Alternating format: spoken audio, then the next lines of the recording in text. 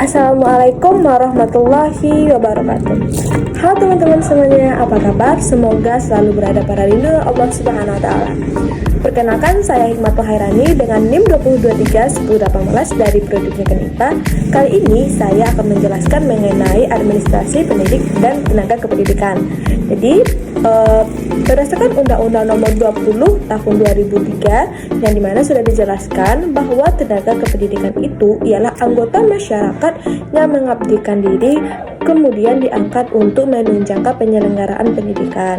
Ternyata menurut undang-undang ini terdapat banyak jenis pendidik yang mereka disebut dengan tenaga pendidik adalah tenaga yang punya kualifikasi sebagai guru, dosen, konselor ataupun pamong belajar, video suara, tutor, instruktur, fasilitator, dan sebutan lain sesuai dengan kekhususannya masing-masing serta partisipasinya dalam penyelenggaraan pendidikan secara langsung. Mengenai administrasi pendidik dan tenaga kependidikan, administrasi yang kita pahami adalah konsep yang mengatur dan mengelola yang harus dilakukan oleh lembaga kependidikan baik itu di sekolah maupun ke perguruan tinggi, mulai dari itu tenaga pendidik dan kependidikan masuk dan diterima di lembaga sampai akhirnya berhenti melalui tuntutan proses perencanaan sumber daya manusia, mulai dari perekrutan, seleksi, penempatan, pemberian, kompensasi, tunjangan, penghargaan, gaji, latihan, serta pengembangan. Jadi, banyak sekali rentetan kegiatan dalam proses administrasi pendidik dan tenaga kependidikan. Begitu banyak kegiatan yang harus ditelusuri dan dijalankan dalam proses administrasi pendidik dan tenaga kependidikan oleh lembaga pendidikan dimanapun berada. Jadi dapat disimpulkan dalam bahasa yang sederhana bahwa administrasi pendidik dan tenaga kependidikan itu adalah suatu proses aktivitas pengelolaan sumber daya manusia mulai dari mereka diterima sampai berhenti dengan proses di tengah-tengahnya yang begitu panjang. Manusia secara konsep memiliki motivasi serta tujuan untuk masuk ke lembaga yang berbeda. Untuk mencapai ke tahap tujuan yang sama, semua manusia dengan latar belakang pendidikan, bahasa, budaya, keinginan, kemauan harus didesain atau dikelola sesuai dengan SOP yang jelas oleh lembaga. Kejujuran dan kearifan seseorang dengan tanggung jawabnya sebagai pendidik dan tenaga kependidikan. Jika tidak ada SOP yang jelas, setiap manusia yang dianggap sebagai pendidik dan tenaga kependidikan akan sama dengan manusia lainnya. Mereka akan bergerak sendiri, sedangkan lembaga punya route yang jelas untuk lurusnya sampai ke sana. Jadi, jika dibiarkan, setiap orang tidak akan bisa mendukung tujuan lembaga dan tujuan pendidik. Inilah tujuan dari dilakukannya administrasi pendidik dan tenaga kependidikan. Secara garis besar, terdapat 3 aktivitas administrasi pendidik dan tenaga kependidikan. Yang pertama adalah pengadaan, yang artinya proses mengadakan, menerima, mencari, dan menemukan siapa kira-kira calon-calon dari PTK yang sesuai dengan harapan untuk bergabung di suatu lembaga.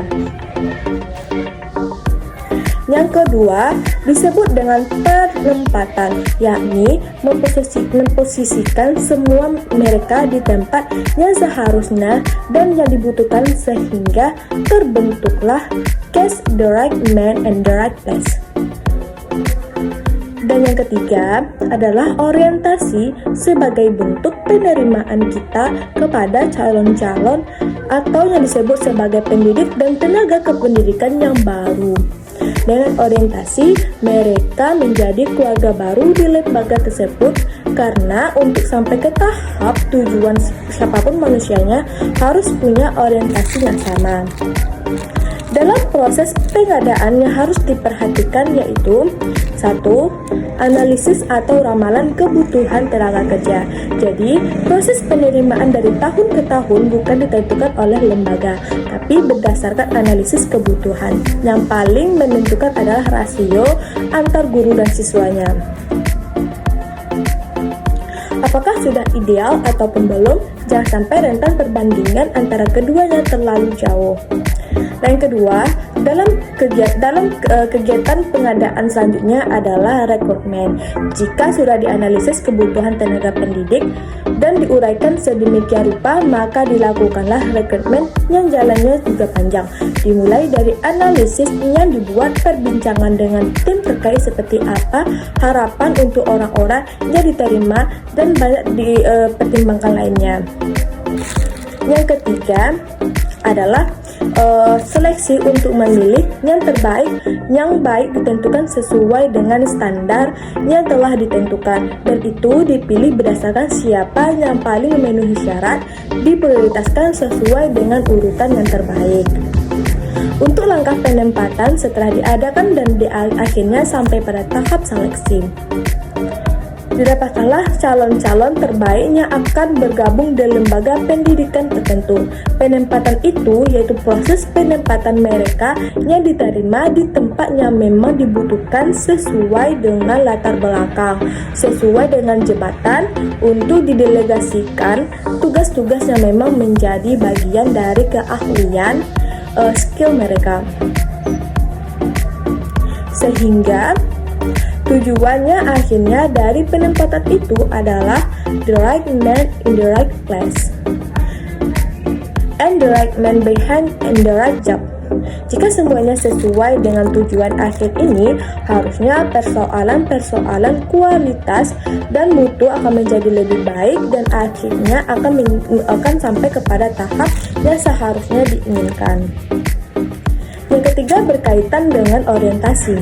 Orientasi harus dilaksanakan sekaligus untuk menyatakan bahwa para calon yang sudah diseleksi ini diterima melalui proses yang panjang, betul-betul diterima sebagai anggota dan keluarga baru. Dengan orientasi di atas, berbagai macam keraguan, ketakutan, dan kecanggungan sehingga timbullah percaya diri yang tinggi dan saling percaya satu lainnya yang harus bekerja seperti apa. Selanjutnya akan dibicarakan konsep apa yang didesain oleh lembaga pendidikan di tanah air sebagai PNS. Yang teropongnya adalah Undang-Undang di Pegawai Negeri Sipil terkait dengan kesejahteraan PTK.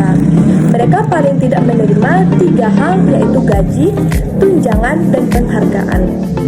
Gaji berarti pengeluaran untuk kompensasi yang akan dibayarkan kepada seseorang pegawai, pendidik, ataupun tenaga kependidikan yang merupakan gaji pokok ditambah dengan berbagai macam jenis tunjangan dan syah yang berhak diterima oleh penerimaan gaji berdasarkan peraturan-peraturan undang-undang yang berlaku.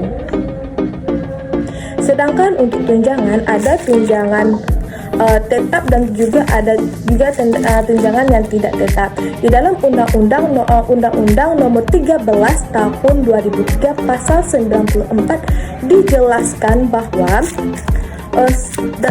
dalam tunjangan tetap itu dinyatakan sebagai sebuah pembayaran kepada pekerjaan yang dilakukan secara teratur dan kontinu, dan itu dikaitkan dengan kehadiran pencapaian prestasi kerja yang terkait dengan tunjangan jabatan ataupun profesi.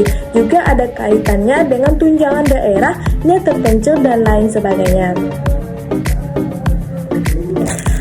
Sedangkan tunjangan tidak tetap adalah pembayaran yang diberikan yang tidak ada kaitannya dengan kehadiran, pencapaian suatu prestasi dan segala macam bentuknya, seperti uang transportasi, uang makan, tunjangan kinerja, tunjangan produktivitas, dan selain sebagainya.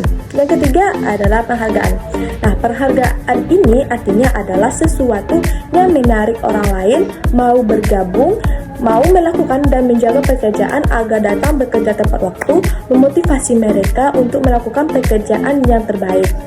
Namun, selain 3 itu masih terdapat satu lagi, yakni cuti. Sesuai dengan Undang-Undang Nomor 13 Tahun 2003 Pasal 79 Ayat 2, dijelaskan bahwa seorang pendidik dan tenaga kependidikan mempunyai hak cuti tahunan sekurang-kurangnya 12 hari. Dan bagi perempuan mempunyai cuti selama 1 bulan sebelum dari 2 bulan sudah melahirkan, yang penting akumulasinya sebanyak 3 bulan. Hak lain yang akan diterima sebagai pendidik dan tenaga kependidikan yaitu perkembangan dan pembinaan, yakni usaha untuk meningkatkan kemampuan teknis kita sebagai pendidik pembina yakni usaha untuk meningkatkan kemampuan teknis secara teoritis, konseptual dan moral keseluruhan kita dengan kebutuhan pekerjaan atau jabatan melalui pendidikan dan latihan. Tujuan pembinaan ini banyak, mulai dari produktivitas kerja, meningkatkan efisien terjadi, pengurangan kerusakan, pelayanan yang menjadi meningkat, moral dan etika akan lebih baik, meningkatnya karir, pengembangan kepemimpinan dan individu yang bersangkutan atau kepemimpinan dari lembaga itu sendiri. Langkah-langkah dalam pengembangan ini diantaranya: 1. Penentuan kebutuhan, tentukan sasaran, identifikasi berbagai macam prinsip belajar, laksanakan program dan identifikasi manfaatnya. Bagian terakhir dari administrasi pendidikan dan tenaga kependidikan yang disebut dengan evaluasi. Jadi semua hak, semua kewajiban dan semuanya diperbincangkan mulai dari diterima sampai dengan pensiun atau selesai. Harus ada evaluasi dan dalam rangka untuk melihat sejauh mana pelaksanaan kapabilitas, kualitas segala sesuatu yang berkaitan dengan PTK sudah berjalan sesuai dengan harapan yang diinginkan, sudah selesai sebagaimana mestinya, sehingga tidak ada yang saling merugikan.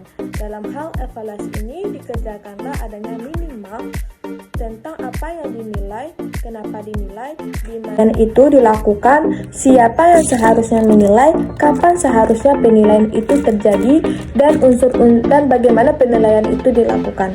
Nah, unsur-unsur yang akan dinilai dengan kesetiaan, presentasi kerja, kejujuran, disiplin, kreativitas kerjasama, kepemimpinan, dan termasuk juga kepribadian. Jika semua unsur itu dinilai secara profesional, atau suatu saat yang akan terjadi perubahan ke arah yang lain lebih bagus lagi.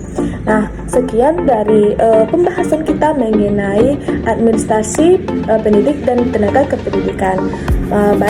Jika ada kesalahan saya mohon maaf, saya undur diri. Wassalamualaikum warahmatullahi wabarakatuh.